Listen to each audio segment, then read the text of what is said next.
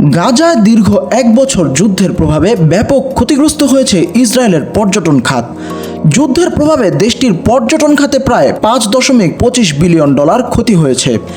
বিখ্যাত পত্রিকা জেরুজালেম পোস্টের প্রতিবেদন অনুযায়ী সবচেয়ে বেশি ক্ষতি হয়েছে আন্তর্জাতিক পর্যটন খাতে, যার পরিমাণ প্রায় $5.4 বিলিয়ন। পাশাপাশি অভ্যন্তরীণ পর্যটনেও ইসরায়েলের ক্ষয়ক্ষতি প্রায় $204 মিলিয়ন।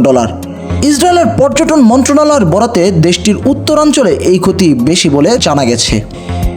এদিকে হিজবুল্লাহর রকেট হামলায় ইসরায়েলের সীমান্তবর্তী অঞ্চলগুলো থেকে স্থানীয় জনগণকে সরিয়ে নিতে বাধ্য হয়েছে ইসরায়েলের পর্যটন মন্ত্রণালয়। বিশেষত সাম্প্রতিক সংঘাতে লেবানন ও গাজার সীমান্তবর্তী ইসরায়েলের এলাকাগুলো বেশি ক্ষতিগ্রস্ত হয়েছে। মন্ত্রণালয়ের তথ্য মতে অধিকাংশ বাস্তুচ্যুতি ইসরায়েলের উত্তরাঞ্চলে ঘটেছে। প্রায় ৬৮,৭১২ জন ইসরায়েলি নাগরিক তাদের বাড়িঘর ছেড়ে অন্যত্র আশ্রয় নিতে বাধ্য হয়েছে।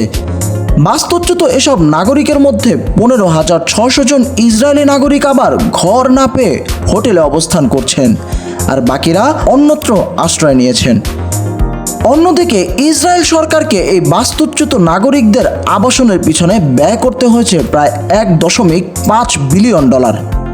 যারা হোটেলে না থেকে অন্যত্র আশ্রয় নিয়েছেন তাদের জন্য ইসরায়েলকে ব্যয় করতে হয়েছে $859 মিলিয়ন, যা ইসরায়েলের অর্থনীতির জন্য বড় ধরনের অতিরিক্ত ব্যয়। এদিকে যুদ্ধ চলাকালীন ইসরায়েলের প্রায় 1 লাখ মানুষকে যুদ্ধ কবলিত অঞ্চল থেকে সরাতে নেতানিয়াহুর সরকারকে ব্যয় করতে হয়েছে $2.34 বিলিয়ন, যার মধ্যে শুধুমাত্র হোটেল খরচ হিসেবে ইসরায়েলকে ব্যয় করতে হয়েছে $1.5 বিলিয়ন।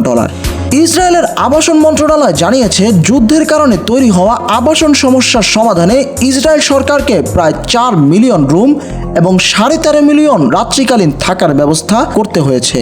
বাসস্থানের ভাড়া হিসেবে প্রদান করতে হয়েছে আরও $864 মিলিয়ন।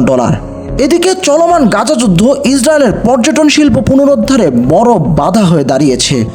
2020 সালে কোভিড-19 মহামারীর ধাক্কা কাটিয়ে ওঠার আগেই যুদ্ধের কারণে ইসরায়েলের এই খাত আবারও সংকটে পড়েছে।